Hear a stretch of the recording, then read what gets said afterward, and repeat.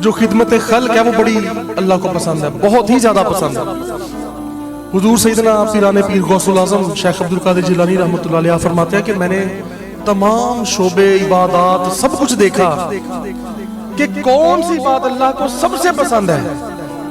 तो फरमाया सारी बातों के बाद मैंने ये नतीजा पाया कि मखलूक की खिदमत करना अल्लाह को सबसे पसंद है।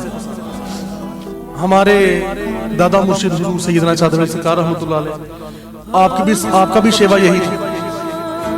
ज़ाहिरी हयात मुबारका में खुद काम करने अपने हाथ से, और हमारे मुर्शिद का भी यही तरीका सलीका वतीरा यही रहा है सारी जिंदगी।